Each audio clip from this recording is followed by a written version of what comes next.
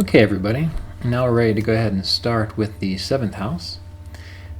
Sorry for the delay. I've been finishing up another book, the second Kriya Yoga book on Kriya Yoga practices. So that's all wrapped up and sent off to the editors. Hopefully that'll be done fairly soon. And I should be able to get back to spending more time answering your questions, as well as completing this video series, which I've been trying to do for quite a while. But anyway, let's go ahead and look at the 7th house. And remember, we're looking at this from Sarvarta Chintamani. Most of what we're going to be covering is going to deal with marriage, the spouse, sexuality, because that is what Sarvarta Chintamani gives preference to in regards to the 7th house. And I did not go into every one of the shlokas within this text, because many of them deal with things that personally I don't think matter that much. You know, if you want to know, as I've said before, what kind of food someone's going to eat, just ask them what they like. You know, you don't need to get astrology out for that. But for those things when it comes down to relationship and understanding your relationships, that's what we're going to be focusing on today.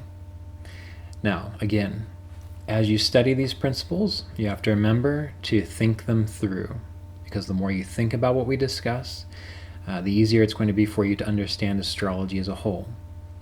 Next, you have to remember that if you have one of these things, that doesn't mean that it's going to be 100% true for you, because there's much more to your chart than just one phrase from Sarvarta Chintamani or one planetary placement. So we have to be able to look at the whole chart, from the 1st house, from the 7th house, from the Karka of relationships and the Navamsha, to see how many times does a particular influence play out throughout all of the indicators for a relationship. And the more often we see something like adultery, the more it will be true. The more often we see having a devoted spouse, the more likely it will be true. So you have to put all these things together, which is why you may have noticed on this channel, I typically don't answer questions about, I have this planet here, what does it mean? Because that's too simplistic. There's much more going on than just one planet in one position. All right, so we always have to remember that. Now again, we're looking at marriage, the spouse, the sexual urge, sexuality. And what are some of the first things that is stated in Sarvarta Chintamani? Well, Venus in the 7th makes one overridden with sex. Mercury promotes one having affairs.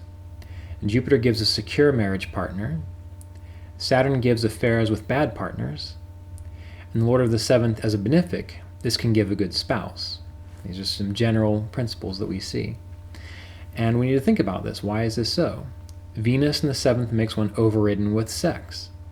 Well, the 7th house deals with sexuality and partnerships. Venus, the word for Venus, Shukra, the name for Venus, Shukra, is said to represent the male reproductive fluid. And in general, it's our capacity to feel comfort within sex and sexuality. So when we have Venus in the 7th, there's going to be a lot of emphasis and focus towards sex and finding comfort within sexual experiences, bonding with others. Mercury promotes affairs. Why is this? I think I might have discussed this in other videos. You wouldn't think that necessarily immediately, because Mercury is a benefic, and you would think that that would be good.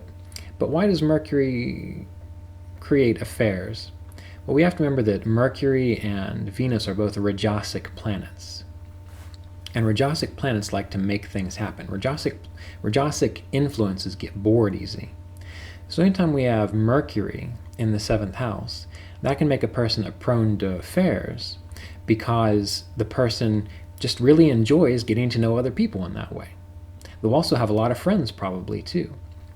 So we have to really kind of look at this with a critical eye. Yes, it can promote affairs, but it can also simply mean that the person is just an extremely sociable individual, really enjoys those kinds of exchanges. So there has to be other things within the chart. So don't just go get out your spouse's chart and say, oh, look, I knew you were cheating on me. There's Mercury in your 7th house. Don't do that, because there's a lot more to it. But Mercury just makes one more interested in connecting with other people. It makes them think that they're going to get fulfillment through being sexual with other people or doing things with other people, because it's a Rajasic planet. Jupiter gives a secure marriage partner. But we have to remember that Jupiter deals with happiness. And when we're happy, when we're content in a relationship, we're usually secure in that relationship. So the person finds happiness through bonding with their partner. They're not necessarily looking for fulfillment elsewhere. Although it's possible that a bad Jupiter can do that, and that's another important point we have to remember, that each of these planets, the more negative aspect will come out when they are in bad dignity, when they are under the influence of difficult lagitati of ashtas. That's when you're going to see more of the darker side of these planets. And that'll be true for benefics as well. The more positive side can come out when this planet is in better dignity or supported by its friends through positive lagitati of ashtas. And I highly encourage you to study the lagitati of ashtas. It's both in the Art and Science of Vedic Astrology Volume 2. There's also a course at AshevilleVedicAstrology.com specifically for the lagitati of ashtas that help you understand how the planets work with each other within the chart. And that helps to unlock a lot of the secrets in regards to just what is going to happen with each planet, aside from simply saying Mercury in the 7th promotes affairs, or Jupiter in the 7th gives a secure marriage partner. These are just general rules. Saturn is said to give affairs with bad partners, or to give difficulty picking partners that will provide comfort and will provide satisfaction to you, because that's not necessarily Saturn's mission statement. It may give you partners in which you have a lot of responsibility for, or have to sacrifice yourself for, in the sense of not sacrificing yourself like the sun, where you're led to greater and bigger things, but simply to pay off karmic debts towards members of the opposite sex, or however you happen to be oriented sexually speaking. So Lord of the 7th is a benefic. This can give a good spouse. Now, Mars in the 7th. This is said to give lack of satisfaction with sexual partners, despite having many. So this can cause affairs, destruction of the family, and it can bring shame to the individual. The Sun in the 7th gives one a family, but it makes one attached to other people's spouses. All right. Now let's look at this chart here. This is a chart. We have a Cancer ascendant, and we see that we have Mars going into the 7th house. Mars is exalted here. All right. So this is a strong Mars for a Cancer ascendant. And generally, this would indicate someone who has lack of satisfaction with sexual partners, which causes them to have affairs or to seek out happiness and satisfaction outside of their marriage. All right. Now, we need to look to see, is there more to this that can speak to this? Well, let's take a moment and see here. We see that the 7th Lord is Saturn with Rahu, and it's debilitated. So that's going to give confluence there to not necessarily making the best decisions. And this Lord of the 7th is being significantly starved by Mars, because it's in Mars' sign.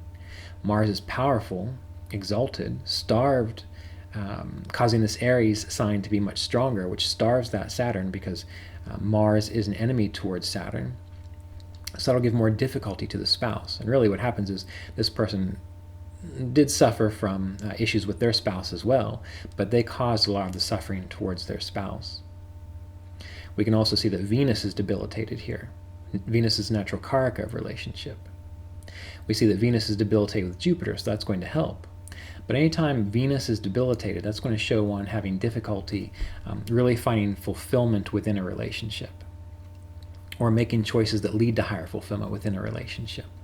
Now again, Jupiter helps, but Venus is that key that allows you to think to yourself, is this a good idea, is this not a good idea? And I'm going to do another video after this one called How to Improve Your Relationships with and Without Vedic Astrology, where we're going to go through each of the planets and how you can work with them without even knowing your chart to improve your relationships. And we'll focus on Venus quite a bit there, because that is a significant planet in regards to relationships. But anyway, so we can see the 7th Lord debilitated with Rahu.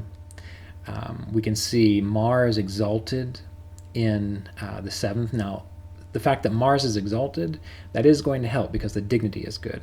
But as with all things, it's still going to cause problems within the relationship because it is significantly starving the 7th Lord, right? So this is where the lagitati of ashtas come in. And we see Venus giving confluence there by being debilitated. Now, the Sun in the 7th gives one a family, but attached to other spouses. We've already discussed that. So let's continue on.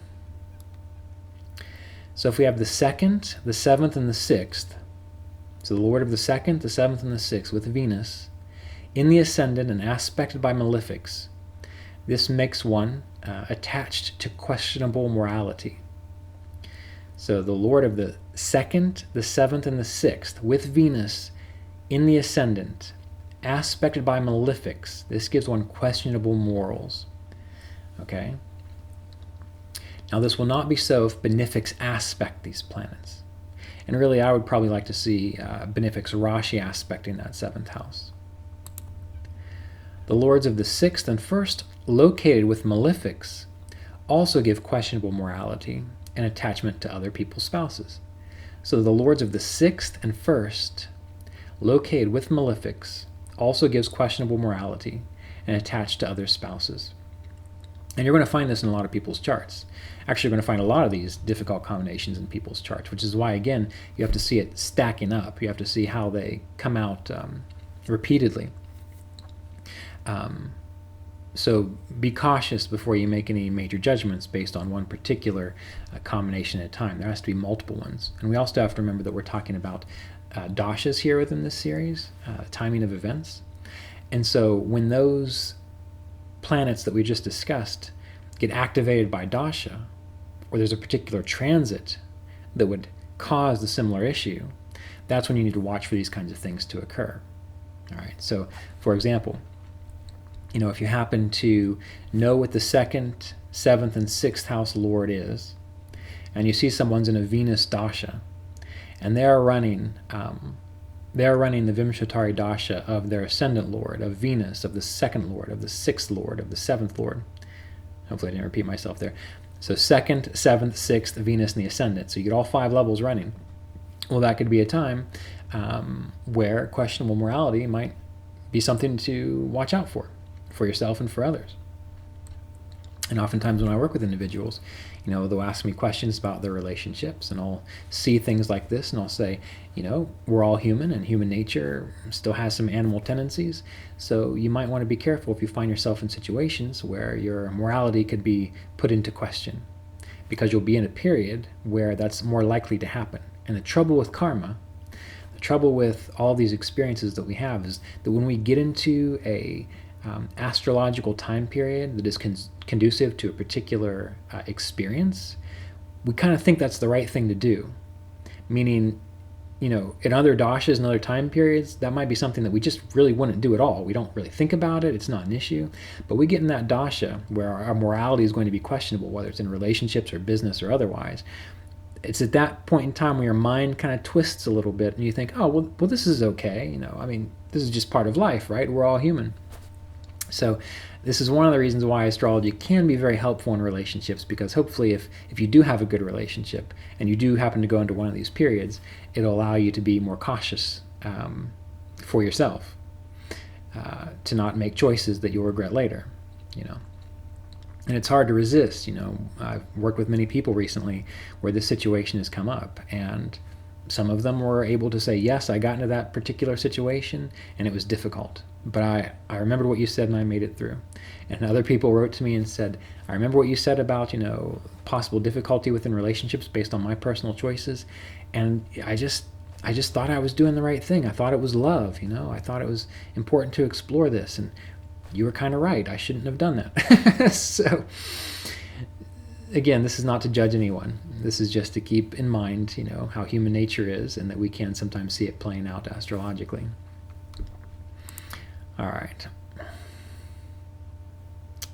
And for this chart in particular, this person was in a Mars dasha about 2 years ago. That's when they started their Mars dasha, and that was primarily the time when relationships went south for them. Based on their choices and their willfulness of Mars and their difficulty to suffer through the problems of the relationship. And, you need to have a good Saturn for relationships too, because every relationship has problems.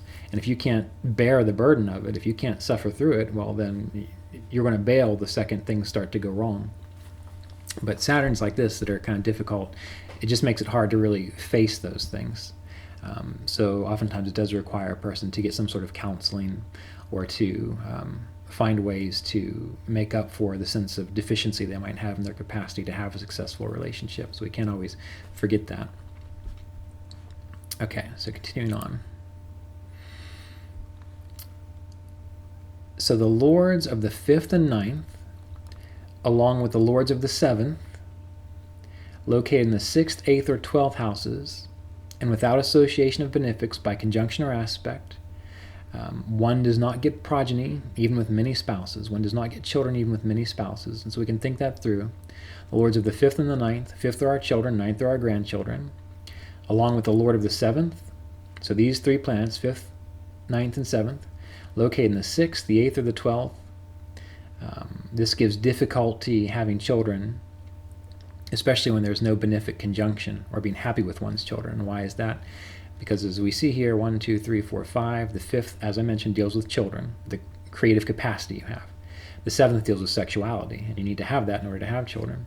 And the 9th deals with the 5th from the 5th, which is our grandchildren, or our progeny continuing, our lineage continuing. So if we see any of those three things afflicted, in the 6th, 8th, or 12th, that poses some threat to making it easy for that to happen or it happening at all. All right, a weak moon in the 7th with a malefic, or the 7th house lord in the Lagna with a malefic, makes one adulterous. So let's go over this again. A weak moon in the 7th with a malefic, so weak moon, which is like a new moon, not a full moon obviously, with a malefic, or the 7th house lord in the Lagna with a malefic, makes one adulterous. And again, what we're seeing here is the moon is our ego consciousness, and the moon is very fickle in nature. So we see the moon in the 7th making our issues with sexuality and partnerships fickle, with a malefic stressing that moon, so we're fickle because we're stressed out. Or the 7th house lord, which is also partnerships, in the Lagna, which is you, with a malefic, makes one adulterous. So essentially, you could think of it like perverting one's mind to not necessarily making choices in a relationship that will contribute to a long-standing relationship. We always have to try to interpret these as best we can to not so black and white, because, again, there's much more to the chart than just one particular combination.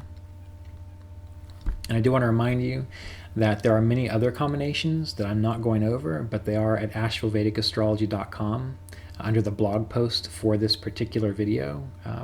So that'll be the 7th house and Vimshottari Nakshatra Dasha video.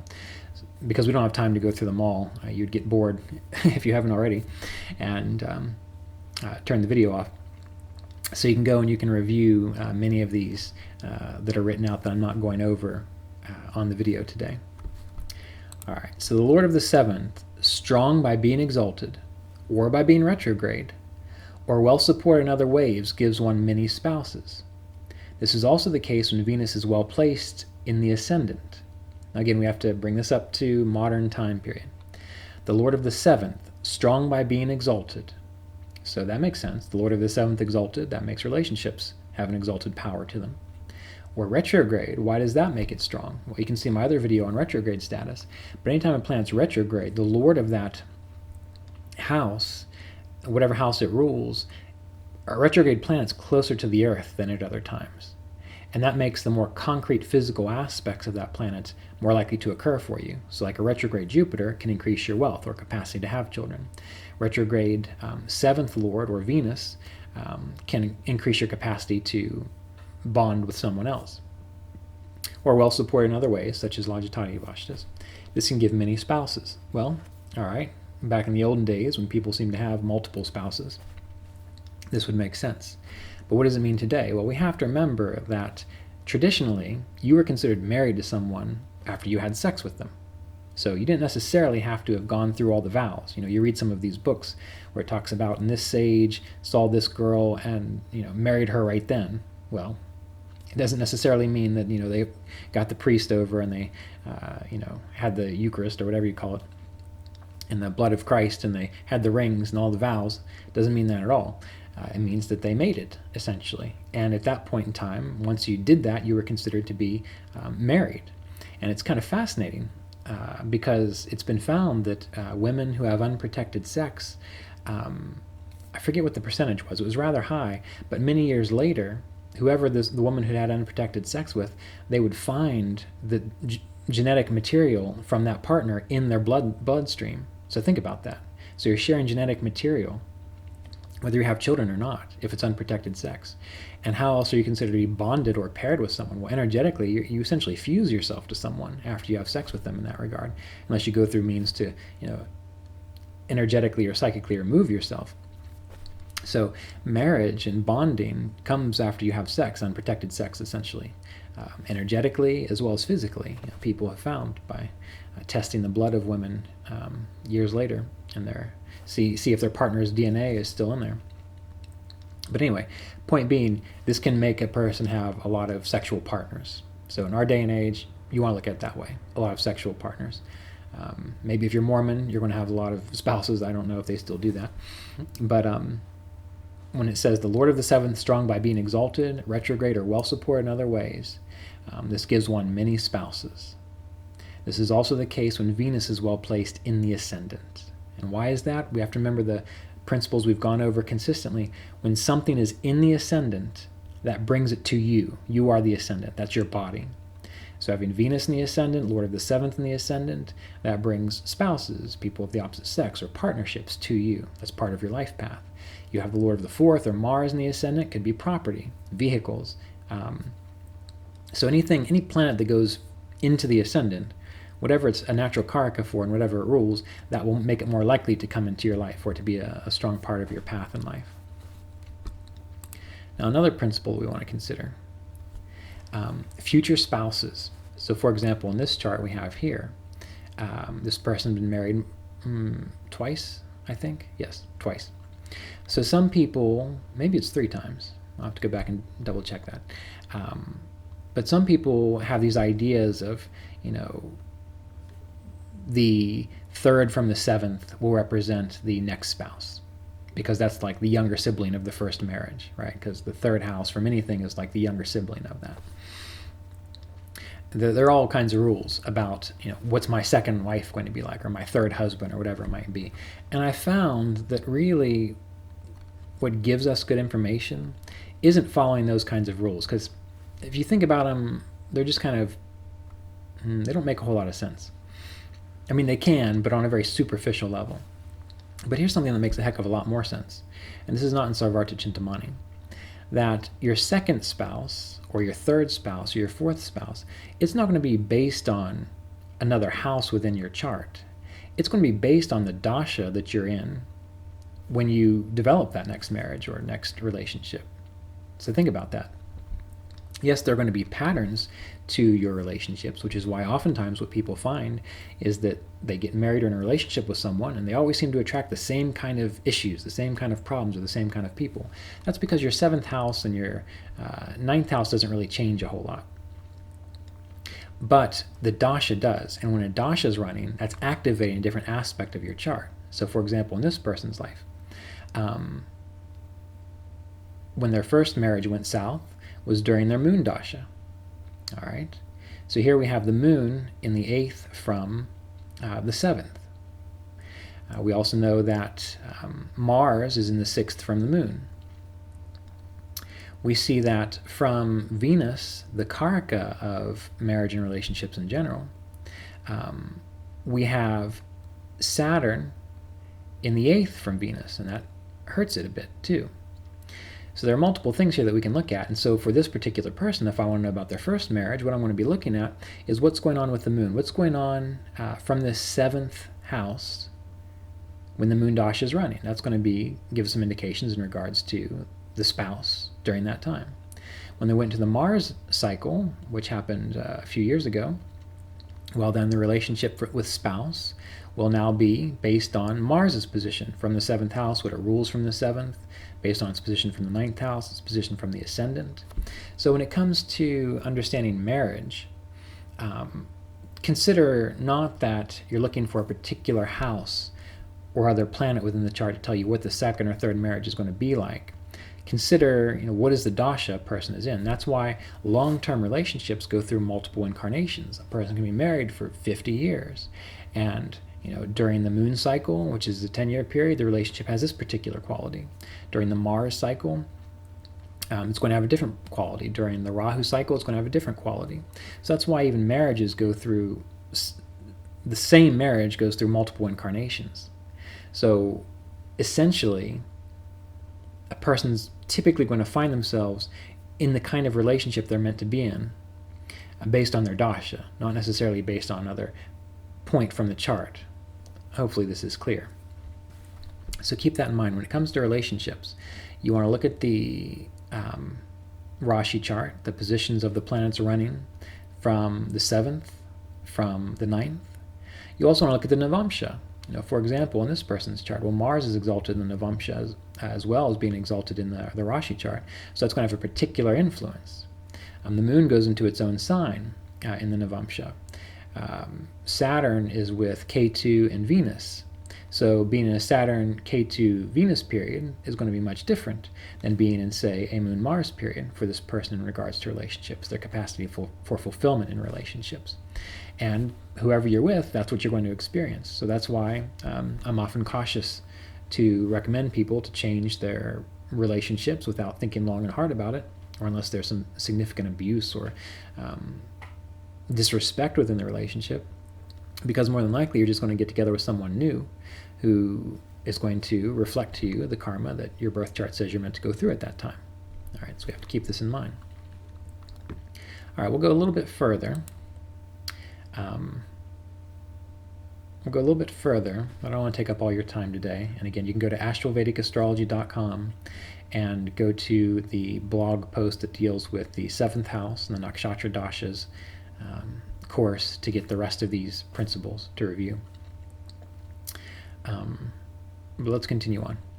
So early death of spouse can come about if the Lord of the 7th is with Saturn, Mars, Rahu, and located in difficult Shashtyamsha. So again, early death of spouse can come about if the Lord of the 7th is with Saturn, Mars, Rahu, and located in a difficult Shashtyamsha. So let's check here. Lord of the 7th. All right. In this chart, we see that the Lord of the 7th is with Rahu. Lord of the 7th is in a sign of Mars. And Lord of the 7th is Saturn. All right. Now, these things have to be located in difficult Shashtyamsha. So let's find the Shashtyamsha here. And we see that Saturn is in the friend sign in the Shashtyamsha, a natural friend sign. By dignity, it's neutral. And you can see that here through dignities in the Vargas.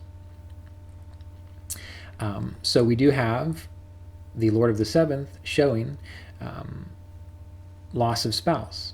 And this is interpreted to be early death of spouse. But what I found with our current culture, with our medical genius, is that it indicates loss. So you don't necessarily want to jump to the conclusion of death. We would again need to look at other things. But with this kind of combination, we see a lot there. The 7th has Mars in it. The 7th Lord is debilitated with Rahu. It's in the sign of Mars. It's not in a difficult Shashtyamsha, so that's helpful, meaning it's in a natural friend sign. So that helps to mitigate it. But this could show a loss of spouse. And this person has lost many relationships, mainly due to their own particular way of living, which was not acceptable to their partners. Okay. Many other things about loss of first spouse. Another one. The Lord of the 7th located in a trine or a kendra, in good dignity, and its own Varga in good dignity, and associated with the Lord of the 10th house, gives many wives at a time. So let's look at this chart again. The Lord of the 7th located in an angle or trine. There it is. Lord of the 7th in an angle. In good dignity. It's not in good dignity, so it doesn't fulfill that. In its own Varga. So remember, when we look at Vargas, we want to look at how many times is this planet in good dignities within the Vargas. And those of you who don't know, this is Kala, Vedic Astrology software, a wonderful software program. If you go to astralvedicastrology.com, you can find out more about it there. I think there's a tab for it, Kala, where you can see the dignities at a glance. And so you want to see, is the 7th Lord in good dignities throughout the Vargas, or is it in mostly bad dignities? And what do we see? In the most important ones for things like relationships, we see Saturn's in debilitation or neutrality or enemy sign, great enemy sign. It does get exalted in a chart that deals with skills, and this was a very skillful individual. But overall, it's mostly in bad dignity. So we see it's not in good dignity throughout the Vargas. And associated with Lord of the 10th house. Well, the lord of the 10th is Mars, right? And we see it's ruled by Mars, so it is an association with it. So this is said to give one many wives at a time. Now again, we have to weigh this out. Is that a good thing or is that a bad thing? Well, for this person, it's a bad thing. Why? Because of the dignity of these planets, because of the situation of these planets. So much of their nature did contribute to problems with relationships because of having too many wives at a time. All right. Now, as we mentioned, this is meant to also talk about sexuality. And there were some fun ones in this book. So I'll read some of them to you here. If all 4 Kendras and their lords are afflicted by male planets, one has sex with quadrupeds. So that's 4-legged animals. So if all 4 Kendras and their lords are afflicted by male planets, one has sex with quadrupeds. All right. Well, that's possible. You know, we've heard of stranger things. Well, maybe not too much stranger, but that's pretty strange. Another thing that it could mean, in case your partner or you happens to have this combination, maybe you're not going to have sex with quadrupeds. Maybe it means you're going to enjoy sex as though you were a quadruped. Possible. You can let me know if that's true. If Kendras and trines are full of malefic planets, or Saturn is with Mundi and a malefic planet, one has sex like an animal. One also has sex like an animal if the Sun, Saturn, and Mars occupy the 4th house. This also happens if Rahu is in the 7th and Mars is in the 4th. All right? So, again, you know, the Kama Sutra has many positions that are said to mimic animals. So maybe this is just for someone who needs to get a copy of the Kama Sutra and work that out with their spouse. But these are some of the interesting things that these books can say about sexuality. If Kendras and trines are full of malefic planets, or Saturn is with Mundi and a malefic planet, one has sex like an animal. One also has sex like an animal if the Sun, Saturn, and Mars occupy the 4th house. This also happens if Rahu is in the 7th and Mars is in the 4th. Now, one other thing that this can indicate is that one has a sexual appetites like an animal, which means they can't control themselves. All right. Why do I say this? Well, let's say you're an astrologer and you're single, and you decide that you're going to go out with this guy, and you are a very prim and proper lady, and you ask for his birth information first, and you see he has some of these combinations. Well, that could be an indication that you don't necessarily want to get yourself in a situation where you are alone with him, because it could indicate that this person having sex like an animal, that they have animal-like instincts and they can't control themselves once they get started. You know, and many people, you know, I don't know if they still do this now, but I remember in high school watching videos in sex ed about how, you know, when a woman says no, it means no. And that is true. That is what you have to remember. But, you know, the video would always go on to say, you know, the man would say, well, she teased me, you know, how could I stop myself, and that sort of thing. So someone who thinks like that might have planets like we just discussed. So just be aware of that. But if you're okay with that, well, you might have a lot of fun with this person. All right, now some other fun ones. The Lord of the 7th occupying a water sign. So listen to all of this. And it makes a lot of sense, again, if you think about it. The Lord of the 7th occupying a water sign. Venus occupying a water sign and aspected by a strong moon, or moon occupying a water sign in the 7th and aspected by Venus or Mercury in a water sign, will give plenty of liquid in the private region of the spouse. Well, and that's enjoyable. You kind of want that to have satisfactory intercourse. But why does this make sense? Because we have all these issues with the 7th house in water signs, right? So sometimes when we, you know, sexuality is a big issue in regards to, well, all the drugs that people sell to help you more capable or whatever it might be, or increase your libido. But sometimes our charts are just set up in such a way that we're naturally more inclined to enjoy sex. And for example, if this was the other way around, if it was air signs, if this was planets like Mars and Saturn impacting the areas that deal with the private regions, the 7th house, Lord of the 7th, and Venus, dry planets, well, that would make a person less capable of enjoying themselves. Why? Because you need that lubrication in order to make it work. So you need to check this with yourself and with your partners, rather than blaming yourself for the fact that you might not be into it all the time, or rather than blaming your partner for whatever you want to blame them for. Actually, don't blame at all. That's the best approach. But we can see that everyone's chart is set up differently. And so the Lord of the seventh, Venus, in a water sign, aspected by a strong moon in a water sign, aspected by Venus or Mercury in a water sign. This gives a lot of fluid in the sexual regions. That can be fluid for the female, which makes it more enjoyable, or it could be fluid for the male, which makes him possibly more potent. So this can also be applicable to one's capacity to have children. So anyway, there are numerous things like that. So if you want to explore more of sexuality and astrology, you can get Sarvarta Chintamani and see what else it has to say. But for now, I think that's enough. One last thing, since the seventh house is also said to deal with the urinary system, if there are malefics in the seventh, or if there are malefics in the sixth and eighth, which are also in a malefic Shashtiamsha, one will be prone to urinary issues. All right, so looking at this chart, we see there's one malefic in the seventh. There are not malefics in the sixth or the eighth. But let's see how that Mars is doing, that malefic in the seventh, how it does in the Shashtiamsha. Well, it goes debilitated into the Shashtiamsha. All right, so that can tell us that there might be problems with urinary issues for this individual. And I've never really talked to them about these things, so I can't say whether that's true or not.